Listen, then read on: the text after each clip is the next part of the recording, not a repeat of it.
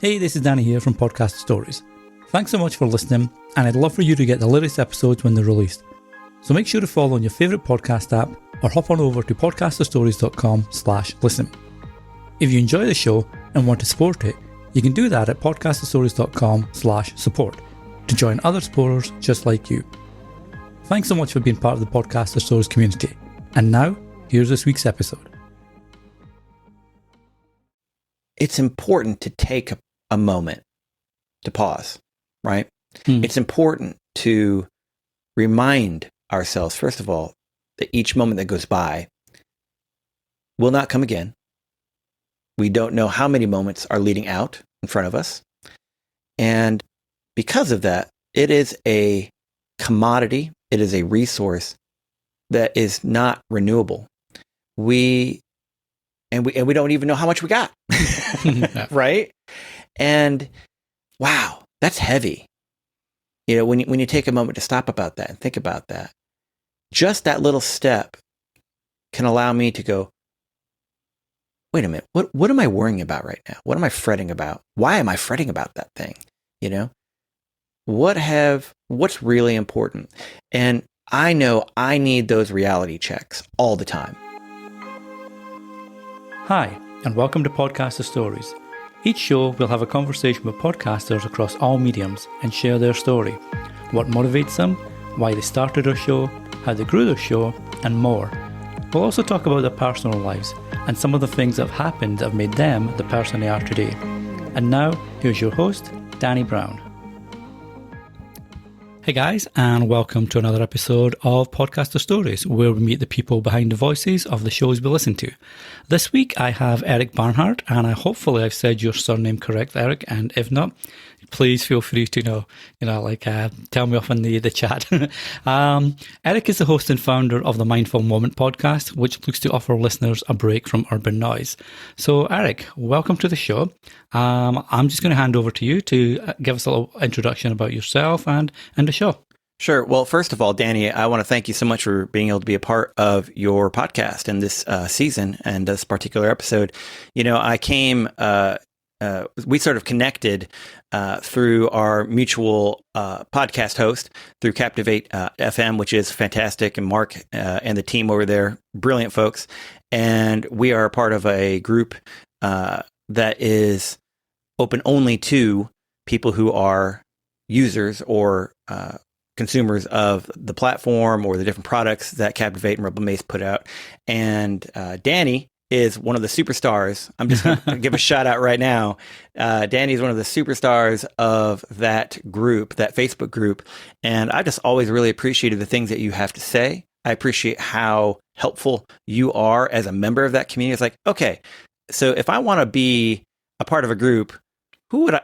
Danny Brown. That's who I want to be like right there.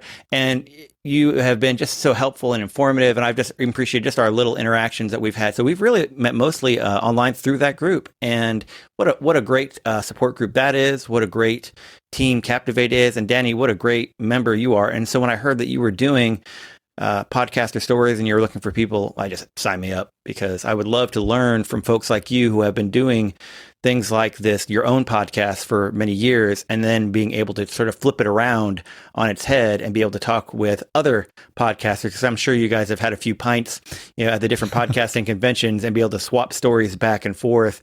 And I'm sure those are very compelling. I hope I will be able to at least come close to the bar of measuring up for your episode. But thank you again for having me here. No, for sure.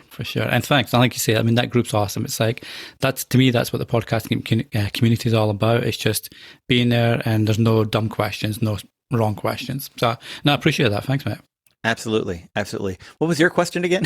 How will you tell? So after my little intro blurb there, I'm sure there's a lot more about the show. Sure. So how about you introduce yourself and the show itself? Sure, absolutely. Poor Danny is going to probably have the most stream of consciousness interviewee person, I think, for this episode you're probably going to ever have. The bottom line for the show is we create mindful moments for active lives. That's our tagline. And my name is Eric Barnhart. I've been a musician pretty much since shortly after coming out of the womb. I started playing on my brother's Fisher-Price toy xylophone when I was about 2.5. And I believe you are, like me, a fellow geek, so you will appreciate this. The first movie that I ever saw in the theaters was Star Wars. Also, I talk very fast. I have to remind myself not to talk so fast. But that being said, so I used my Fisher-Price toy xylophone and my Star Wars action figure at the time to play as my little mallet on the xylophone. Yeah, so Chewbacca was great because he had a nice round head. I think C-3PO was also pretty good because it was still fairly round. You could get a good ping. Darth Vader, you'd think it'd be good, but that little angle on the helmet on the back kind of messed things up, I think, a bit. So I started playing hot cross buns, and Mary Had a Little Lamb on my Fisher-Price. Actually, my brothers, I already at a very early age, I was stealing things from my older brother without him noticing, and took this Fisher-Price and would click out little notes. And my parents eventually went, that actually sounds like something. That doesn't sound like him just banging stuff. And figured out pretty early on that I was very attuned to picking out melodies and just had a general affinity for music in general. Had the record player, the vinyl, when Star Wars premiered at 77, I actually was old enough to remember seeing Star Wars, so that should date me somewhat of my existence thereof. But the record players, I would listen to them all the time, and eventually my parents bought me a toy organ to play because we didn't have keyboards back in the day, and so I would play on that for hours, learning Star Wars, one of the melodies for sure, had that. And just had music in my background for years and years and years. And that led me to lots of different things. Basically, I got a degree in jazz piano and with a focus in composition at the University of Miami, and Florida International led me to go down and do that. And as part of that, I'd never really experienced working in churches as a context growing up. We didn't really go to church growing up or any of those kinds of things. But some of the folks that I met at the University of Miami and Florida International were very active in their churches. And one of the things I came to discover is, there's a lot of work in churches. And I ended up getting connected to that around 94, 95. And started playing with different campus ministries there as both on piano and singing. And so I've been working with church ministry context since around 95 or so. And from that, gosh, that's been 25 years now. So where Urban Contemplatives sort of arrives, this whole podcast, there's a lot of backstory to pretty much where this comes from. So Urban Contemplatives, creating mindful moments for active lives, is essentially the extension, if you will, of sort of a mission I've been on for a long time, in the sense of how to be able to take the things that I have experienced over my life that have been very positive spiritually and in a community sense, things that have really grown me personally, and I've seen benefit people also in community. Things that have helped myself and others to put things like divisiveness, put things like one-upmanship, building our own kingdoms, if you will. And I'm going to try and avoid as much Christianese, the jargon that comes around, Christian churches and whatnot, because there's plenty of it, just like anything in the tech world and the music world. So I'm going to try and speak as plainly as possible. And that's another thing that Urban Contemplatives is about. We try to not use things that make us feel like an exclusive elite club. Okay. So the goal of Urban Contemplatives is to try and create a community with these things that are embodied. First of all, being what's called ecumenical, which is just a big fancy word for, hey, guess what? If you're Baptist, if you're Methodist, if you're Anglican, if you're Catholic, cool. If you're, I don't know what the heck I am, cool. If you're Buddhist, if you're Hindu, cool, come hang with us. That's not, we're not about wearing a specific hat. We're not about championing a particular doctrine, right? We're here because we're trying to figure out what makes this world tick, what makes us tick, what makes life happen, and how can we experience it for ourselves in ways that are fuller or richer? What are things that we can do to be a more positive force in ourselves and in our community and the lives that we lead? So that's sort of the nutshell about Urban Contemplatives as what we're trying to go from.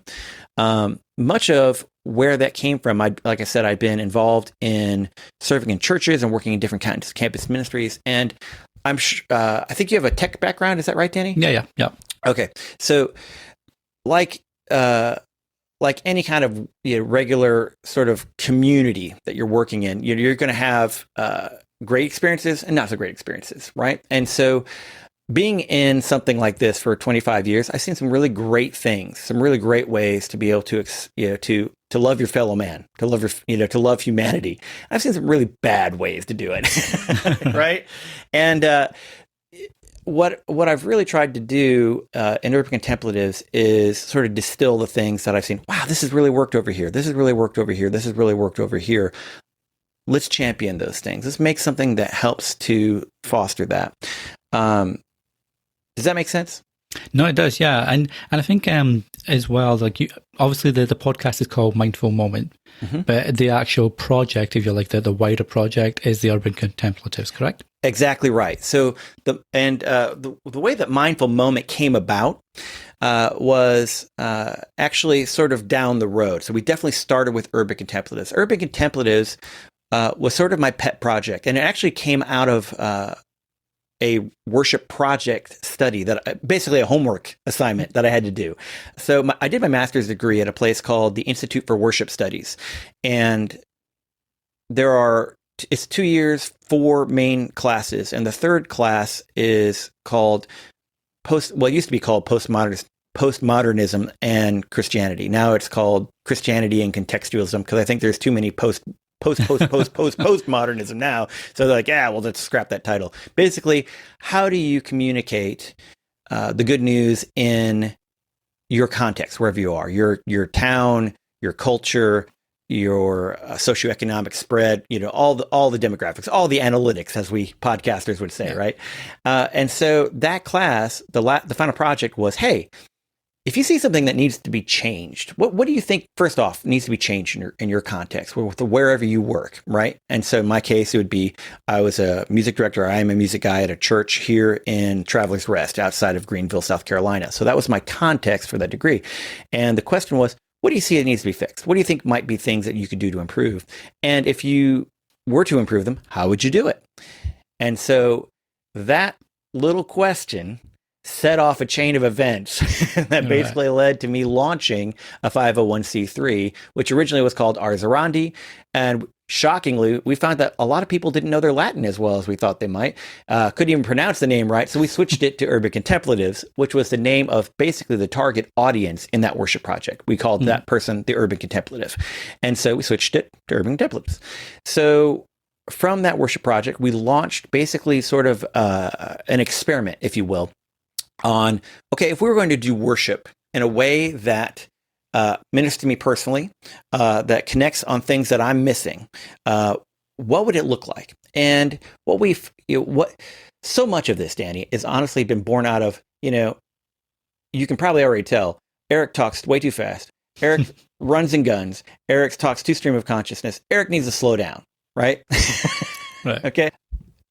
And so much of what I found after working for so long in churches, I would love to dedicate a time to where I just chill out and I let God speak and I listen and hear what God has to say. I would love to take a time where I can, instead of having to do, and instead of having to listen to a talking head tell me about God, how about I just let God tell me about God? And so many of the things that we do in Urban Contemplatives, actually most of the things, were really born out of this sense, really for me personally. I know I have this need. I wonder if other people do too. And so we launched a little test run, a little get together with a few friends we invited, and folks seemed to like it. And it seemed to work okay. So let's go ahead and try a few more. So it was these little gatherings, as we call them, that we did for about a year and a half. And folks really started to enjoy it. We started to refine, to retool. And essentially what it was myself on keyboard or piano, depending on the venue, and on vocals, a friend of mine who also works with me and plays, Trey, on guitar and vocals, and then we had a cellist and a violinist.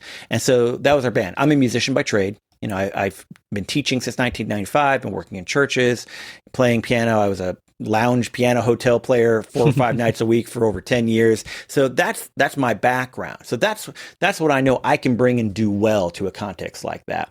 And so that's what we did. We would take music that we shaped to be almost like film score music, right? Sort of the soundtrack, things that you could hear, but not be so focused on an intent that it would take you out of being able to sit still and to let your mind wander and to let it connect and be able to say, okay, let's focus on this topic. That was our goal, to be able to create a space where people could listen to God in a group. And that's really challenging for 21st century people, because if you want to make a human being uncomfortable in this day and age, tell them to sit in a room with 20 other people that they don't know that well in silence. Yeah. I can imagine. I mean, I find silence uncomfortable even with some of my closest friends at times. So you're always thinking, I should be breaking the silence. I should be saying something. You know, so I can imagine, excuse me, I can only imagine what that would be like, you know, with 20 strangers, as you mentioned.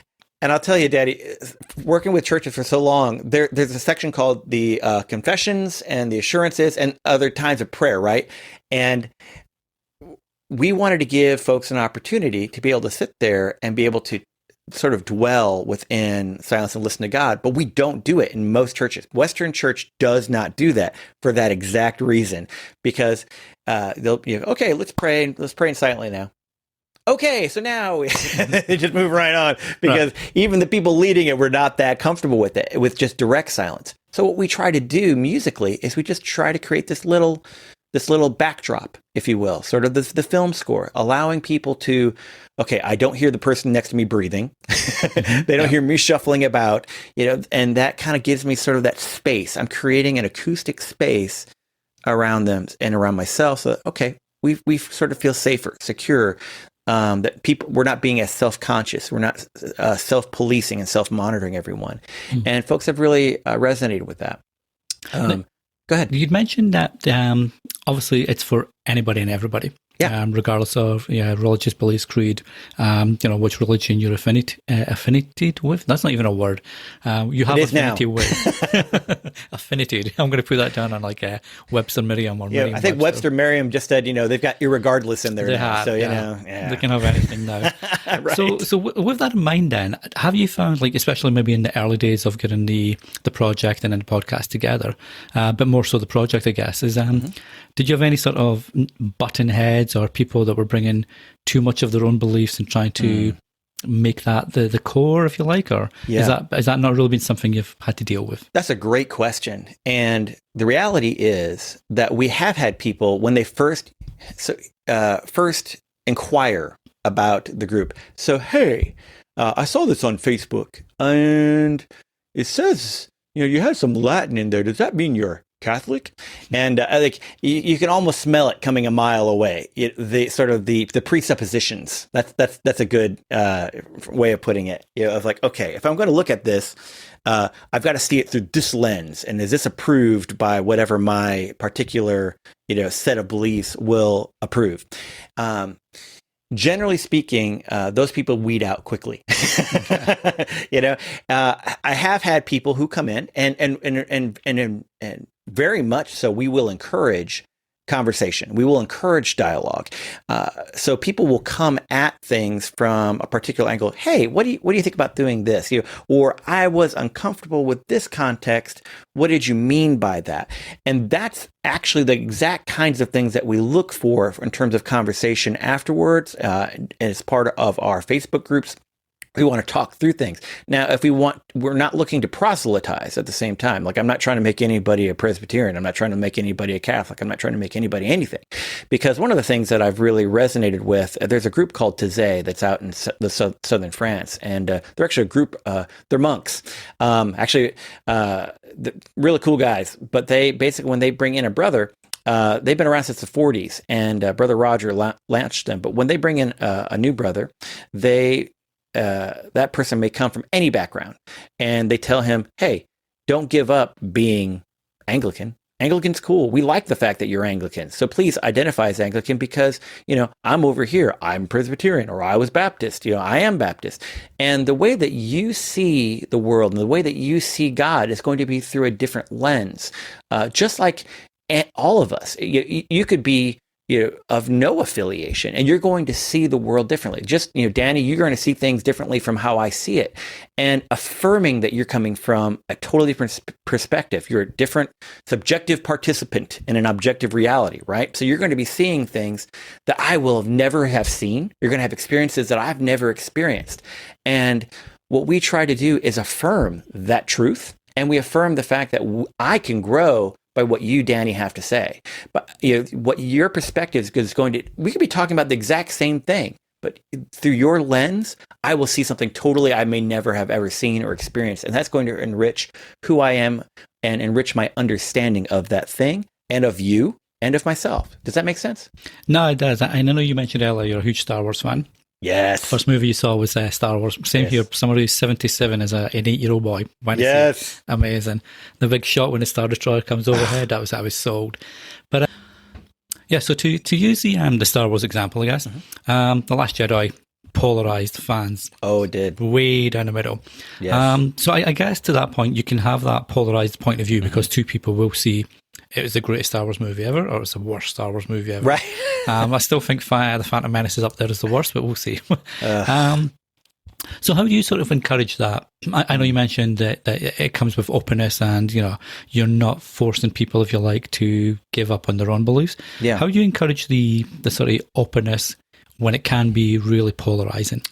That's a great question as well, and that's something that I have to think through on virtually every episode I do. But before I answer that, I will have to address the fact that I am honored and humbled to have a Star Wars reference as a parallel to or analogous to anything that I would do. I will say this, and that's a great way of saying it. I remember reading. Rey, the actress, Daisy Ridley. Thank you. Yes, Daisy Ridley. So saying, "Gosh, these Star Wars fans, they're rough about some things." Yeah, especially with the movie, and just, man, they could really, yes, they can. And that's such a great analogy because in so many ways, Star Wars fans are just, we're a cult following to some, you got the Luke, warm, the what they call it, the fair weather fans kind of, when the new movie's out. But then you got us, I could point 1, 2, 3, 4. I have a rug of the Millennium Falcon in my studio as we talk right now that I'm sitting on. Okay. So that's a pretty devoted following. And the fact is that we can still love the same movie, right? And hate on it at the same time. And I am not a person who I'll listen to all the different examples of why this and that. Like, okay. But you know what? At the end of the day, I went and saw the movie and I liked it. It was Star Wars. I loved it, and while I can see that person's perspective of why that may not have been something that, okay, sure. But the bottom line for me is whether it was canon, whether it was not canon, whether it was this or that or the other thing, the bottom line is, was it a story that I enjoyed? Did it take me in? Did I enjoy the story? Because that's why I'm going to see a movie. I'm going to a movie, because I want to see a story with characters that I want to feel vested in and see something happen that moves me, that's entertaining, that I connect with, that makes me go, wow. J.J. Abrams, talking about the first movie, said, his little bar of what they decided went to the cutting floor and what they kept in, and said, what do we just delight in? I remember him saying that in an interview. What something's just, I just feel this has got to be in there, Right, and so he, I think, was the perfect director for the first of the last three. Horrible choice for 9. So, but again, that's my opinion, and that's cool. Like, I hold it loosely. And so when we go in and we talk and turn it back around to Urban Contemplatives, I hold it loosely. First off, I try and do as much as I can to not make opinions convictions and to not make convictions axioms. Because, first of all, what do I know? I'm just a dude. You know what I'm saying? I'm just a guy. Like, there is no one person in this world. Please forgive me, Pope.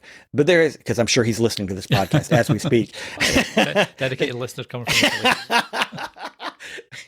Oh, I really hope I don't get into trouble.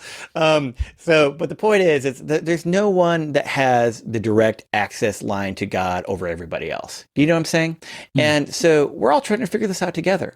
And so remembering that, number one. And so when we go in to whatever we do, I try and frame it from that perspective. Like, I'm not an expert. In fact, when we have our gatherings and our meetings, I say straight up, what we are not, none of us are experts. That's built into my script because we aren't. No one's, have I been doing this a little bit longer than somebody? Maybe. Sure. Does that mean that they're not going to have anything insightful to say to me? If they didn't, I'm not sure I'd want to be doing gatherings, right? I think anybody who steps through that door or listens to this podcast or joins my Facebook community group, and is engaging with us on a topic has something to say.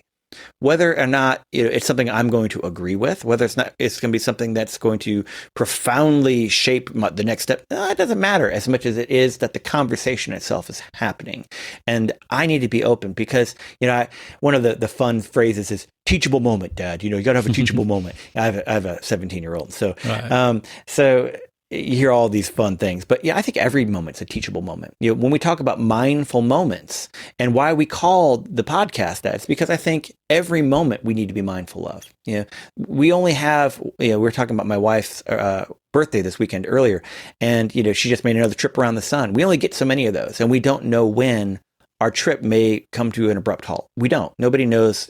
Nobody measures the days. Usually of how that works. Best laid plans of mice and men. Mm-hmm. And so it's important to take a moment to pause. Right. It's important to remind ourselves, first of all, that each moment that goes by will not come again. We don't know how many moments are leading out in front of us. And because of that, it is a commodity. It is a resource that is not renewable. We don't even know how much we got. Right? And wow, that's heavy. When you take a moment to stop about that and think about that, just that little step can allow me to go, wait a minute, what am I worrying about right now? What am I fretting about? Why am I fretting about that thing? What's really important? And I know I need those reality checks all the time. I don't know about you, Danny, but I get my head down and I just plow. And sometimes completely forget, oh, wait a minute. What did even happen today?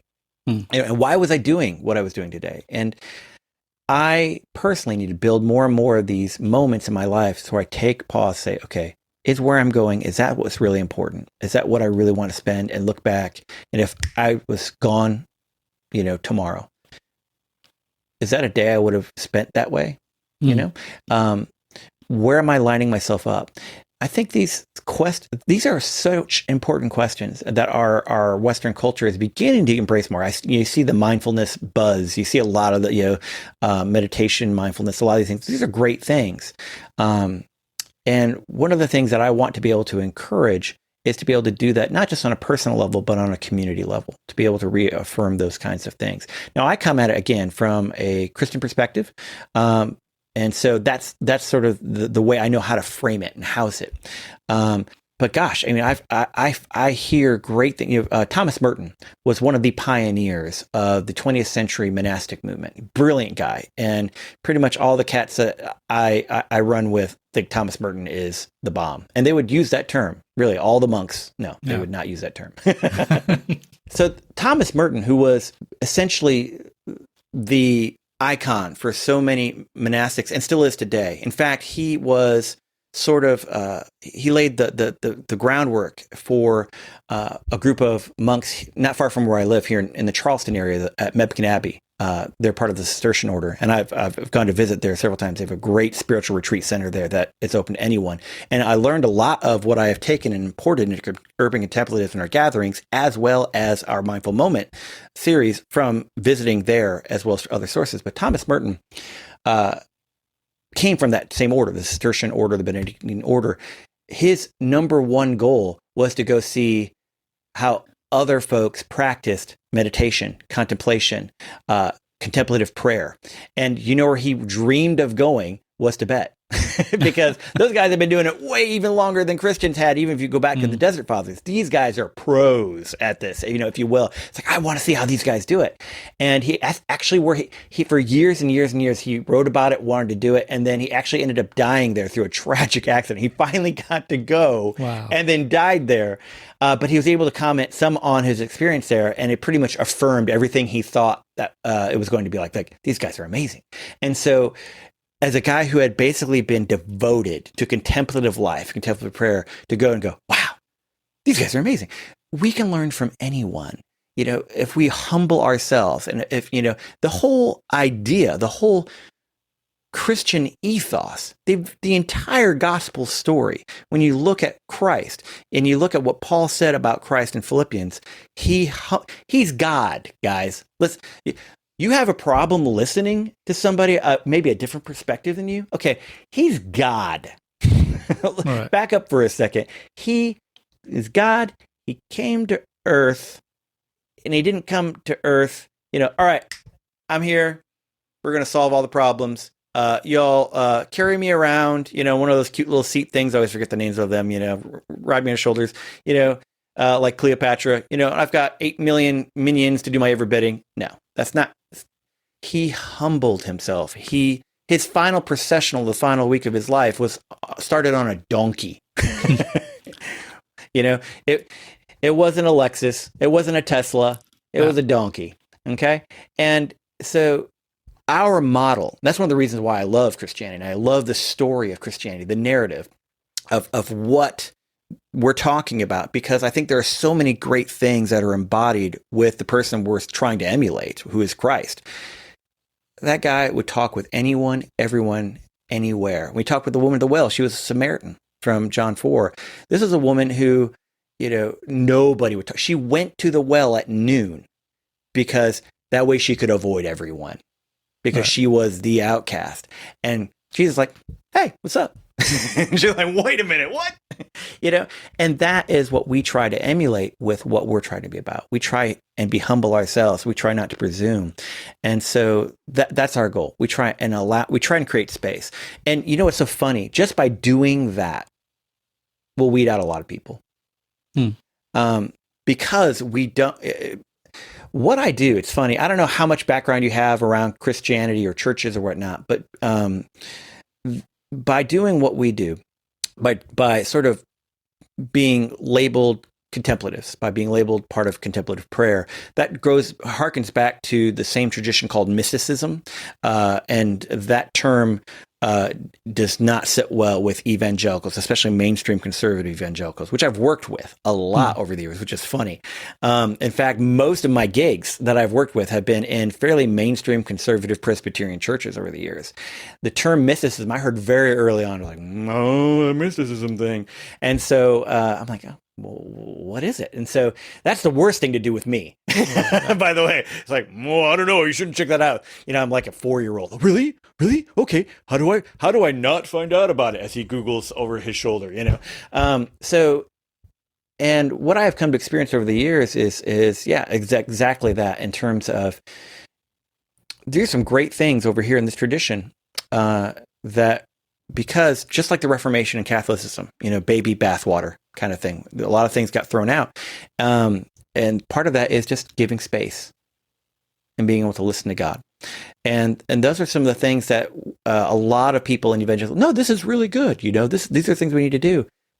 But in practice, they don't really happen that often, or if they do, they're in very limited supply. And so Urban Contemplatives and Mindful Moment, which has sprung out of that, has really come as a response to saying, hey, I think we're missing some of these other great things that also happen in other traditions, guys. I think we could really benefit from this. And so as a supplement to what you guys do on Sunday mornings, because I'm not going to tell you how to run your show. If this is what you want to be, this is awesome. And I think it's doing some great work. I think it's very beneficial. I'm not going to change the DNA of Western Church. It's not my goal. It's not my calling. It's not what I do, right? I'm just a guy who wiggles my fingers for a living. I'm a piano player. I'm a coder. I wiggle my fingers, right? But I can wiggle my fingers over here and give some people space. And so that's what we do. But just by being associated with that, unfortunately, because of the divisiveness that is rampant in our world, just by identifying positively with something, we're going to be associated negatively by other folks. And that's unfortunate, but it is what it is. The folks who are open to it, great. And we're going to try and still engage in dialogue and have conversations with people who are open. The skeptics, like, hey, what's this mysticism thing? In fact, my very first conversation was with a guy that I ever interviewed about Urban Contemplatives with. He actually was a former church member. I had worked at a church where that's how I met him. And he comes from sort of that background. And he said, well, what are you talking about really with this? And so it was a great conversation. And I think I changed some of his presuppositions. Like, right. Oh, that's actually not so scary. Oh, okay. You're not, sacrificing goats at what you do. You're not, snake handling or anything. And, no virgins have, been sacrificed for the cause here. We're all good. And so, that might actually be helpful. I could use some of that. Okay. Now you've just finished season 1, I believe, of the show. Yep. And you've got season 2 planning out, or yes. Now, I know we were speaking earlier about you've got a lot of content that you can reuse because you've got video this time, and that's one of the things. What's your plans for the podcast over the next 12 months and beyond? Oh, Danny, I have so many plans. We'll take over the world. No, so the Mindful Moment essentially happened. It launched in April 12th, I think it was our first episode, because we had been looking for some time towards launching a supplement. Our gatherings are happening monthly, right? And several of the folks said, hey, these things are great, but we would love to have something to help us with continuity. We really are able to take time out, but we want to help develop our own contemplative practices on a daily or at least weekly basis. Is there anything you can do? And I was pretty maxed at the time. So I said, yeah, that's something we can do down the road. And then COVID and everything got shut down. I said, okay, well, that thing that we looked at about a year down the road, let's do that now. And so we did. And I really didn't, because of that, I had not been able to put a lot of the prep time into planning before launch. So much of this was hitting the ground running, saying, okay, we need to take this idea of what we've done. We need to make it into a format. I didn't even know it was going to be a podcast like until the week before. I said, we need to do something, and we need to help our community in this, in these uncertain times. We need to do something that helps them through this whole new level of anxiety and stress while we can't meet. And so we started developing. I just started figuring out, okay, it can't be long. It's going to be 10 to 15 minutes. I still like the components of having time for prayer and having a conversation like we've been doing. Boom. Mindful Moment. That's pretty much how it came together. And the first couple episodes were okay. And as we kind of kept forming it, it sort of gelled and coalesced into something what we have now. All that being said, that was season 1, 12 episodes. Seemed to work really well. It really worked well for our pacing. It really worked well for our structure. I have had many people from our community go, I hate to tell you this, but I like the Mindful Moment better than your gatherings. I'm like, okay, well, I mean, that's an affirmation. We'll take it. We'll run with it. We'll see how we can use that to inform everything that we do. And so season 2 is coming up, launching in September. And now that we have a format that we have sort of settled upon, though I think that folks really like, we took the month of July off. We're going to take pre-production in August. We're taking all the awesome ideas that I'm ripping off from Danny, using Calendly and all different structure. Like, oh, that's a good way to do that, Danny. Thank you. Yes, I will do that with my guests going forth. And so we're taking all these different ideas in terms of getting our guests lined up, getting guest contributors musically for our musical reflections. They're going to be doing that. Several folks have agreed to do that. So really excited about that. Our conversation guests that we'll be bringing on, we have been doing Zoom videos in the past because I thought it just would work. And I didn't know whether we would want to use video content later down the road. So I said, you know what? Easier to say no to something we already have than saying yes to something we don't have and suddenly have, And so we've test piloted a couple of video contents down the road. We're going to start putting that in our membership section for those who want to have, be able to support us and have sort of the premium content. And that's definitely the model that we're going towards, is having the Mindful Moment podcast be sort of the freemium, the quality content that we offer will always be free, that we'll always have provided for our community at large. For those that want to do more of a deep dive, for those that want to be able to know more what's going on, our conversations will be structured going forth that will definitely have a 4 to 5 minute mindful moment bit that will go with the episodes. And then I'll be asking other questions for each guest that they will be able to get if they want to delve more into sort of that conversation that I have with that person. Okay, cool. And that launches in September, correct? Yes, whatever that first September 6th, I want to say. That sound right? Okay, and that's, yeah, because you publish weekly, correct, on the show? Yes, exactly. Yeah. So 12 more episodes, and we'll run September through November. Yep. Okay, and you're just doing 12 episodes per season? That's your cutoff point? Exactly. So the structure will be 12 episodes, 1 month off so I can regain my sanity, and then 1 month pre-production, and then launch another 12. Okay. So just to flip it a little bit. Yeah. And this is something I just like to ask the guests because I'm always curious about the answers that come back. So for anybody that might know you or think they might know you reasonably well, or anybody that's been listening to the show and start to think they've got an idea of who you are, what's one thing that might surprise them if they knew about you? Oh, gosh. Oh, man. So many things. Okay. I'll do 2 things. One is my current culinary goals. I'm trying to learn how to make good ramen because we have like one ramen shop in town. That's it. And everywhere I've been able to travel a lot over the last few years. I've been able to go to London and to Iona and to Scotland. By the way, Scotland, best cider I've had yet. So I'm a big cider fan. And Thistly Cross, shout out to those guys. Fantastic. And it pairs well with the murder blue cheese that I also had at Iona. So the best blue cheese I've ever had and the best cider, both at Iona in Scotland. But so I've been able to travel a lot, and as part of that goal, I try ramen wherever I go, whatever the newest shops. And we honestly have one of the best ramen shops I've eaten right here in Greenville, South Carolina. But it's one place, so I'm trying to take my really meager culinary skills and try to figure out, all right, how do I make this? So that's been my latest project. The musical thing that a lot of people probably don't know about me, which is funny. Because people encounter me from different perspectives. They'll see me at the lounge piano gig, right? Like, oh, he must be really into this. Or they'll see me at church. Oh, he must be really into this. Seeing me play at the contemporary service. So he must really be into contemporary music. And then they'll see me play at the traditional service where I'm playing an organ. Oh, you must really be into this. So, everyone has a my favorite band of all time, bar none, Jethro Tull. Oh, wow. Okay. Yeah, absolutely. In fact, you can't see this on the podcast, so I'm going to show it and I'm going to describe it. This right here, Danny. This is a dream fulfilled of many decades. This is a Martin LXE1 left-handed guitar. So when I was in my teens, my brother, who is a horrible musician, he will tell you right off the bat. Hi, John, if you're listening. One great taste in music, couldn't hold a tune in a bucket. The size of Texas, where he lives. And, but he loved Jethro Tull. He's the one who got me interested in Jethro Tull. But he, asked me to write out back in the day, we didn't have, ultimateguitar.com or the apps for it. Said, hey, can you transcribe, Wish You Were Here by Pink Floyd for me? And I'm like, okay, I'll try and figure it out. So, but I borrowed his, $20 pawn shop guitar trying to figure it out one day.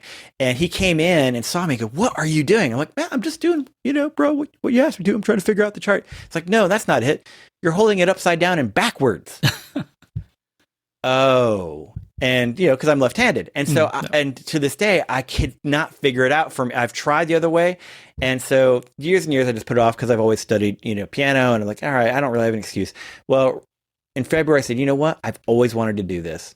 So I ordered myself a left-handed guitar, and it's a Martin LXE1, which is the portable sort of model off of Ian Anderson, who's the lead flautist, singer, and basically the genius behind Jethro Tull. That is modeled off of his Martin 016 NYE that he used to play, which was not quite a parlor-sized acoustic guitar, and he used silk and steel strings back in the day. So guess what I have? Silk and steel strings, and basically it was the cheapest Martin I could find. That was about the same size, same kind of body style, and a contemporary build, because the Jethro Tull acoustic guitar sound of the 70s, and Aqualung was an okay album, but pretty much that, Minstrel in the Gallery, that's probably my standard right there for the acoustic guitar sound. Just love it. And then of course it goes to Songs to the Woods, Heavy Horses album, but all that period in the 70s, that is the acoustic guitar that I love and will cherish today. So I'm finally teaching myself. I have started Thick as a Brick, the opening riff. All right. I'm going to get it, so that most people would never know that. How's that? No, that's awesome. I like Jeff Rutter when you mentioned that. I mean, I haven't listened to them a lot, but when I was a kid growing up, my uncle would play it in the background. Anytime we'd go visit my uncle, would have Jeff Rutter on. And to your point, like the guitar on that, even as a 6-7-year-old kid or whatever, I was like, whoa, what's this? It's amazing. Fantastic. So, this has been like a real blast. I really appreciate you coming on today, and I really enjoyed the chat. I think it's like, it always interests me how people approach religion and spirituality and their belief system, and how that blends and mixes with other people's. Because often, like you mentioned, we can get a big disconnect, and to see it come together and try to open it up to everybody and learn from each other, I think that's something we need more of in the world for sure. And I know like the listeners of today's episode is going to hopefully take that away and start asking more questions of themselves and how to be better people for sure. So for people that want to connect with you, either listen to the podcast, check out the program, check out the gatherings. Are they, I'm going to assume pre-COVID they would be physical gatherings, but now It's all online? Yes. So can people join in as like a Zoom gathering? How can people connect with you? Yes, thanks for asking that, and thanks for the kind words. I appreciate that. So right now we are not doing we haven't done gatherings during this time. We've been focusing almost exclusively on the podcast. Going forth, one of the plans that we have, and we were talking about this earlier too, is adding video content more and more. One of the things I've learned from Mark and through Rebel Base and through Captivate and just observing other content creators is live streaming is a great thing. And of course, one of the things I appreciate about Mark and that he doesn't really hint on, by the way, I listened to that episode. That was a great episode on Podcasting Stories. Yeah. What a hoot, that guy. I tell you. And you're a DC, I think you're a DC Comics fan too, which also, yes, I'm, oh gosh, big comics fan. But one of the things that he's doesn't often mention, other than in passing, is his musician background. Right. And I think you asked him the same question, like, well, we opened for Whitesnake once or something like that, which was so great. He has a sensibility about marketing. He's been doing it for ages, but he also has the understanding of audio distribution and platforms and the whole system that I think that goes. He has probably a bit of a heartstring that he plucks on that with that. And of course, music has been such a pioneer and such a progenitor to so many of the things that have happened in the internet space, into interwebs, if you will, right? And with MP3s and then with streaming, we have really led the way in the music industry. We have paved that path so that others can benefit from it. And I think some of the comments he made about Spotify, some of the comments that he made in that interview, and I've seen just in general, is that many of the things that are happening in podcasting and in our business, in our industry, and in just our overall model of distributions and production, we're sort of piggybacking on what has happened in the music industry. Like, well, this works for them, and the video, and seeing all those things sort of, okay, cool, that works for them. We could borrow from that. We can utilize that to make our audience benefit. To help our audience benefit from what we're trying to do and be able to grow our audience, be able to shape that. And so seeing all these live streams from musicians in COVID time, I have several friends who went and said, okay, I don't have access. I was just talking with my friend who's like, okay, my calendar's pretty open right now. They were something like, hey, can you play such and such? Yes. The answer, you don't even tell me a day. The answer is yes, I can play that date, because there's just such a dearth right now of bookings. And the live streams have really been a lifeline to a lot of these folks. Now, it's hard to to replace that income that way. It's almost impossible, really, unless you really have your digital marketing act and you've got some money to throw at it. But it has been a lifeline, and it has been able to keep that connection with musicians and their audience, their fans, their followers. And that's exactly what we intend to do going into season 2 with our Facebook community. we have the content and we have the community. That's how we look at it. Facebook is our community. That's where we want people to be able to stay connected and find out about what we're doing and be able to interact with one another. So we've got the Facebook group, the Mindful Moment listeners, and that's where we're going to start posting live streams. That's where we're going to start being able to put some pre-recorded video content. So actually this whole week, I'm resetting up my studio. So the video cameras that I've been using, we're going to get all the lighting right. We're going to get everything super set and be able to start doing that, hopefully starting in about 2 weeks. So yes. Yeah. Okay, cool. Well, I'll make sure to, anybody that's listening on the podcast apps, I'll make sure to drop the links to the Urban Contemplative. I struggle with words so bad at times. It's okay. You're not the only one. Sometimes even I get it wrong. And, it was a very low bar that we set when I said, yeah, let's call ourselves Ars Arandi. Hey, anything's an improvement over that. And so so even Urban Contemplatives, which is totally a tongue twister, but at least I can practice that and get it down. Right. But people who've been part of it get it wrong all the time. So don't feel bad at all. Well, I'll be sure, and I appreciate that. I'll be sure to leave all the links to the website, the podcast, and the social channels in the show notes. So make sure if you're listening on your favorite podcast app to, check out the show notes to get these details for it. So Eric, as I mentioned, I really appreciate you coming on the show today. I've certainly taken away a lot of stuff that I'll be doing more. I mentioned earlier that we'd moved up away from the big city back in November, and we wanted a quieter life, a more mindful life, if you like. So stuff like this, it's really where my mindset is at the moment, where I'm heading towards.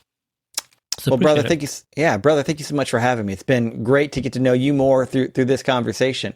And that's really what we're about. And so being able to take this time, I just really appreciate you offering me the opportunity. It's been great. Thanks for having me. No, for sure. All right, guys. Well, this has been another episode of Podcaster Stories. If you enjoyed this week's show, be sure to check out podcasterstories.com where you can find more shows and more episodes, and also sign up to the free newsletter to get extra bonus content. And if you prefer listening on your favourite podcast app, you can find it pretty much anywhere: Apple Podcasts, Google Podcasts, Spotify, and more. Until the next time, guys, take care and be safe.